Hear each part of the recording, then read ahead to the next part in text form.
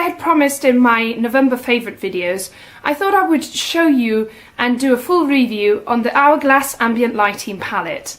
As I said in the video, I was really pleased with it, and I do think it's a wonderful thing to own or to gift this Christmas. So I thought it would be a great idea to do a full review and actually also show you how I use it. First of all, I'm going to show you what it looks like in the packaging. The packaging is a really, sorry if I'm blinding you there, is a really beautiful Christmassy look. So it's got golden on the front and back and then red on the sides, which is very shiny. It's got very minimalistic handwriting on it, and at the back it's got all the different shades explained and all the instructions. Inside we slide it open and we have the Hourglass Veil Primer sample and the Hourglass palette, ambient lighting palette. So I'm going to take it out of here to show you. First of all, I'm going to talk briefly about the sample of the Veil Mineral Primer from Hourglass. This comes in a really fancy glass bottle and it has 5 milliliters, so it's a great amount to give it a good try and then decide whether you want to purchase the full amount, which is quite pricey but probably worth it. Then we have the exciting thing, which is the Hourglass Ambient Lighting Palette. It comes in a lovely elongated, sleek case. It's dark brown and it's shiny and a bit reflectant, so it does show your fingerprints a little bit if you don't clean it. And this is sort of the same design that the individual ones have, just that it's a bit more elongated. And inside, as you can see, it's got a clasp, and inside you have the 3 different powders with a mirror, which I'm not trying to not blind you with. And the mirror is nice and large, and it is slightly magnifying, so it is very useful for applying the different powders. So first of all, I wanted to talk a little bit about the quantities in this Hourglass palette and the price and whether it's actually worth it. When this first came out, I thought it was 3 different powders in their full size in a palette, but that's actually not the case. A full individual powder is 10 grams, and here you have 3 different powders of 3.3 grams. So in total you get slightly less than an individual one, and it does cost a little bit more. The thing is, I do actually think it is worth it, especially if you want to try them and you don't really know which one to buy. Here you have a nice selection of different ones and different types, and like that, when you do finish it, you can decide which one you want to buy. One of them is limited edition, but the other 2 aren't, so I think it's a good way to get to know what these powders are all about. Now I wanted to describe to you a little bit what the powders are like. They are very finely milled. They give you a luminizing effect, not a matting effect, and they are not cakey. They do not look unnatural, and that's very important for me, because I am not the sort of person to wear very matte skin. I don't like fake effect. I really want to look natural and radiant, and this is what these powders do, and they're very effective. I do think that this palette is very useful for traveling, in the sense that you get 3 different ones, and that's sort of all you need to take in the powder department. But there is one thing that I would like to point out, is that as they are so finely milled, they are very fragile. So I'm not sure really in that sense whether they would be good for traveling. They're good for traveling if you're careful and if you treat them with a lot of care, but if you do drop them, they will crack and they will break, so you must be careful with that. Now I wanted to talk about the powders, the 3 different powders themselves, and what the effects are. The idea behind the ambient lighting powders is that you get the effect under the lighting situation that they're named after. So in the case of the first one, which is dim light, it would replicate the situation under dim light. So this means that it blurs out your imperfections, your pores won't be so visible, and it gives an overall sort of dimmed effect. So I think this is a very good powder to use all over the face as a finishing powder.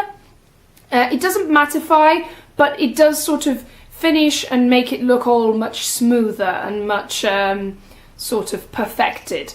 It does have a slightly peachy tone, so if you're very light skinned, it might affect your foundation colour slightly, which is what happens to me, but I don't think it's much of a problem, and especially if you use it lightly. The second one is called Incandescent Light, and as the name suggests, it's a sort of luminizing one. This one is more shimmery than the other two, and I use it as a highlighter. In any case, it's not glittery, it's not over the top, it's very appropriate for every day, and it's not something that you will overly notice. It's something that will just make you look radiant and beautiful and highlighted, but not in a crazy way. So I think this is a very, very useful one for every day, or if you don't want a crazy effect. And the third one is called Radiant Light, and Radiant Light would be the effect that you have under lovely, beautiful summer sun. And this gives you a healthy, tanned look. It's really good for extending your tan in the summer, or to use as a bronzer, which is what I'm using it now, because I've got very light skin tone. And it's not shimmery either, it's just luminous and very beautiful. I'm going to swatch the three powders from the Ambient Lighting Palette. And first of all is Dim Light. And Dim Light has got a peach tone and some sheen to it, but definitely no shimmer, so it's good as a finishing powder. The middle one is Incandescent Light, and as you can see, it's lighter than the first one and it's got more sheen. And the third one is Radiant Light, and Radiant Light, especially on my skin tone, is more orange looking. Take into account that they are very heavily swatched here, and they will look much better when you use them lightly with a powder brush. Now I wanted to show you how I use them.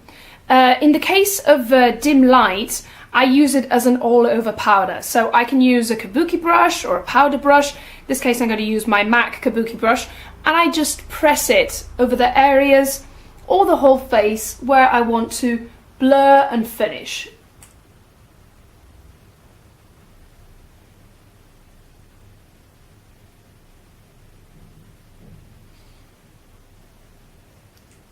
I don't know if you can notice it on camera, but it instantly blurs my fine lines, my pores, and I just look a little bit more perfected in a way.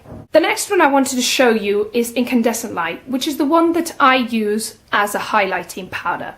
So I use a finer brush, a more compact one, and I use it on the high points of my face and along the bridge of my nose, and even the tip of my Cupid's bow on my lips. You can also use it over your eyebrows and definitely over your cheekbone.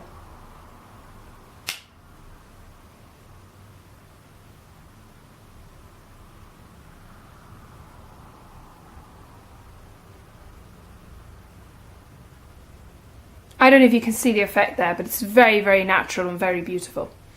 And last of all, I'm going to show you Radiant Light. Radiant Light I use as a bronzer and to warm up my face a little bit.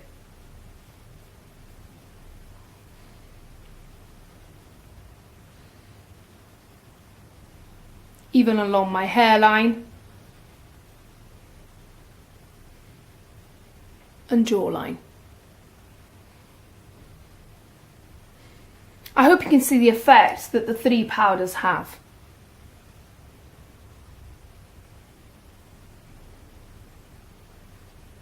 As you can see, very natural, not cakey whatsoever, and not glittery or shiny, just luminous.